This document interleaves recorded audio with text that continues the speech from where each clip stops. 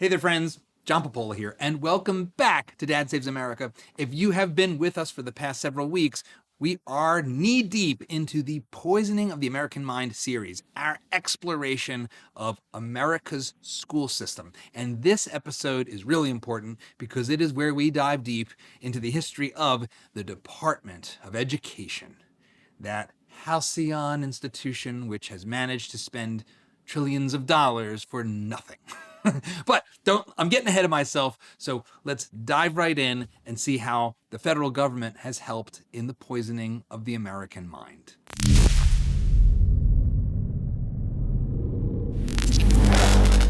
Here we are in modern 21st century America, a land and time dominated by amazing technology, where the Star Trek vision of talking to our computers like people has become a reality with ChatGPT. Are you about to reveal something about AI? Where we all carry around supercomputers like tricorders in our pockets, connected to a global information network, where the answer to almost any question we could ask is literally at our fingertips. It feels like people should be smarter than they've ever been, and training people to be smart should be much easier than ever before. So how is it possible that American schools can be so backwards and just old? How is it possible that the preferred method of teaching in an overwhelming majority of schools is someone who is usually not a world-class public speaker delivering a lecture to a room full of bored kids? In what way? And often someone who didn't even specifically study the very subject they're asked to teach. Bueller? How is it possible that in district after district across this gigantic country, tens of thousands of schools dot the land, from rural towns to inner cities, and yet most of them operate pretty uniformly, overwhelmingly with mediocre to bad results by their own standardized and deeply flawed metrics? The USA is the richest nation on earth, spends trillions on school, and yet we can't break into the top 15 in the International PISA ranking? The federal government, as always, is a big part of this problem. Nothing in the Constitution establishes a role for the feds in schools. It is not an enumerated power, and those powers not enumerated are explicitly left to the states and to the people themselves. But the influence of the feds has only grown and grown over time, and it's gotten much more powerful very recently in the scheme of things. Believe it or not, the first federal Department of Education actually ended up being closed down 150 years ago. Researcher Kevin Koser writes about this little-known story in his Politico article, Kill the Department of Ed? It's been done. The first education department opened in 1867, and there was only 4 people in it, but it was mainly run by this guy, Henry Barnard. He was a nationally known education reformer, sort of a successor to Horace Mann. The point of the department, so the law said, was to compile data about education, collect facts about the organization and management of schools and school systems, and to promote the case of education throughout the country. Right from the get-go, this was controversial. Even though only 4 people worked in it, President Andrew Johnson didn't want the department created. Congressman Andrew Rogers said, "I am content, sir, to leave this matter of education where our fathers left it, where the history of our country left it, to the school systems of the different towns, cities, and states." This legislation proposes to collect such statistics which will give a controlling power over the school systems of the states. Critics back then assumed, correctly by the way, that even a little federal overreach could become a slippery slope. Thankfully, after about a year, the new Department of Education got folded into the Department of the Interior, and by 1870, Barnard left Washington. Over the next 100 years, the Department of Education remained closed. The political class did stick its nose into education, however. For instance, the General Education Board was a private group launched in 1902 with the goal of the promotion of education within the United States of America without distinction of race, sex, or creed. Heavy hitters were part of this group. It was started with $1 million donation by John D. Rockefeller, who ultimately gave well over $100 million. That's over $1 billion in today's dollars.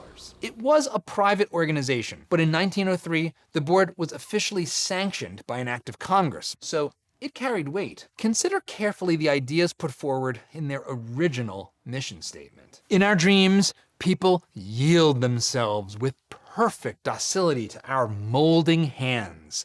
The present educational conventions fade from our minds, and unhampered by tradition, we work our own goodwill upon a grateful and responsive folk.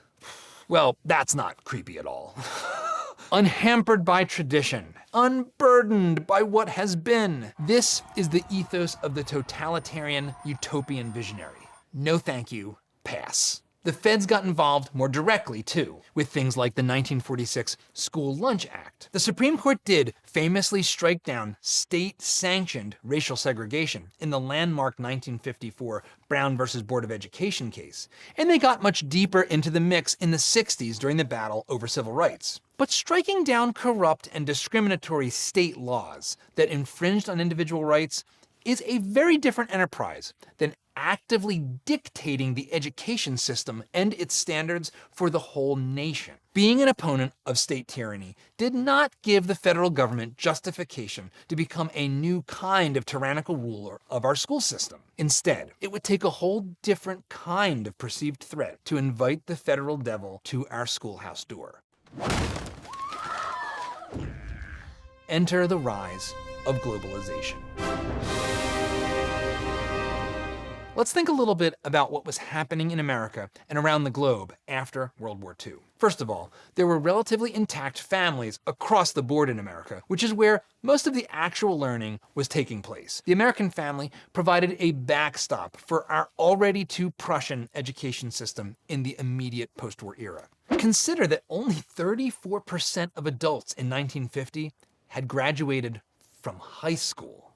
And that number only rose to 52% by 1970. Think about that. Our often celebrated egalitarian post-war era, when people say the middle class was strong, was dominated by Americans who lacked a high school diploma and therefore spent much less time in those Prussian prisons. And then we experienced the meteoric rise of global competition. Europe, a smoldering, charred wreck from World War II, was rebuilt. Japan was on the rise like crazy. And we had this global competition between the United States and the Soviet Union. In the face of all this, the notion of being globally competitive, that we were a nation at risk, came into the public consciousness. In the 1970s, all of this set the stage for President Jimmy Carter to resurrect the long-defunct Department of Education. Conservatives initially hated this, and abolishing the department became a part of the GOP platform. But the idea of a federal role in education slowly baked into the American cake. Helping this along was a report in 1983, commissioned by the government, called A Nation at Risk. It painted a picture of an America falling behind our global competitors because of the lack of rigor in our school system. The report began with this ominous call to action. Our nation is at risk. Our once unchallenged preeminence in commerce, industry, science, and technological innovation is being overtaken by competitors throughout the world. This report is concerned with only one of the many causes and dimensions of this problem, but it is the one that undergirds American prosperity, security, and civility. We report to the American people that while we can take justifiable pride in what our schools and colleges have historically accomplished and contributed to the United States and the well-being of its people, educational foundations of our society are presently being eroded by a rising tide of mediocrity that threatens our very future as a nation and a people. What was unimaginable a generation ago has begun to occur. Others are matching and surpassing our educational attainments. What happened next, right at that moment, was like a dream. Bureaucrats realized the error of their ways and collectively resigned. The Department of Education disbanded. Power was returned to the states, and better yet, the people who were left alone. And we give it back to you, the people. And a dynamic, diverse, and competitive education ecosystem emerged spontaneously across the land, stoking a new generation of curious innovators and future Thomas Jeffersons and Benjamin Franklins, who would unleash a new age of American leadership. Actually, no, it was, in reality, the complete opposite. We actually doubled down on the things that are terrible about school: the rigidity, the bureaucracy, the backwards methods that are contrary to the way humans generally learn. The beastly authoritarian Prussian system sunk its claws in to wreak even more havoc. And of course, in no time at all, Democrats and Republicans together made federally guided education all but untouchable. In fairness to President Trump, he clearly wants to do something about it. Earlier this year, he signed an executive order instructing Linda McMahon, his education secretary, to take steps towards dismantling her own department. That'd be great. Hopefully the president, with the help of the Congress, will actually follow through and take real steps towards shutting the whole department down. Because as I sit here, the feds have never been more involved in how our kids' schools work. And all of this federal intervention has had an entirely predictable result. The feds don't technically run much, but they don't have to. They do write mountains of regulations and education standards, and they also hand out piles of money. And guess what? If the states want that money, they have to do what the bureaucrats in Washington say. Quid pro quo. Now, I know what you're thinking. Who cares, John? If kids are learning, what's the difference who makes up the rules or who hands out the money to pay for the schools? Well, here's one of the many problems with that logic. Kids aren't learning.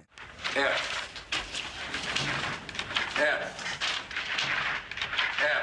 Since the creation of the Department of Education in 1979, the federal government has doled out billions of dollars to allegedly make kids smarter. Overall spending in K-12 public schools, in fact, has only gone up and up and up for decades. You want to take a guess at the impact all that money has had? If you guessed absolutely none, you'd be correct. Nothing, nada, zip.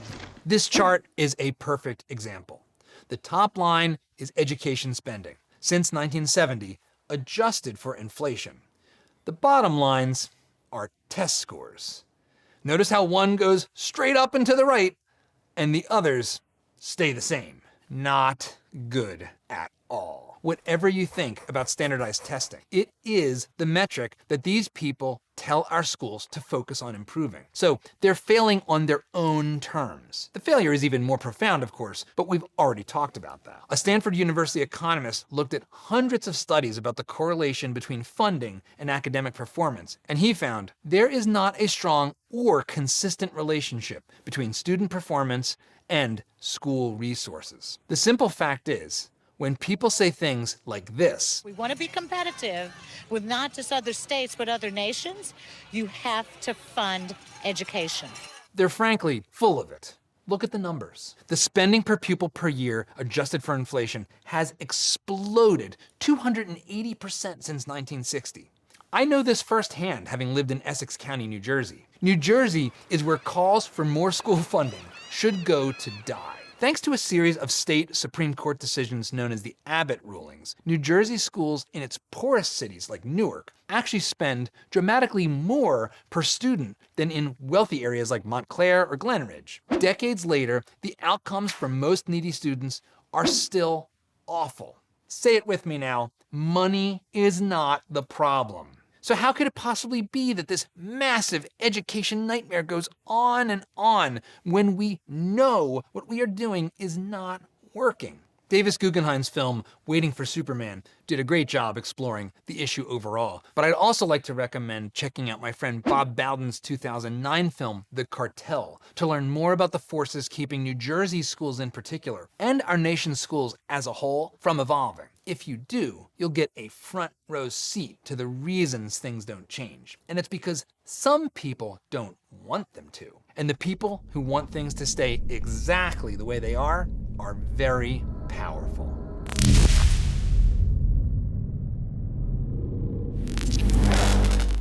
Very, very powerful indeed. I am talking, of course, about the single biggest obstacle to change in our education system, the taxpayer-funded, coercively, by the way, teachers' unions, public sector teachers' unions. They are today the single biggest villain when it comes to trying to make change happen for our kids. But I'm getting ahead of myself. That's for next week.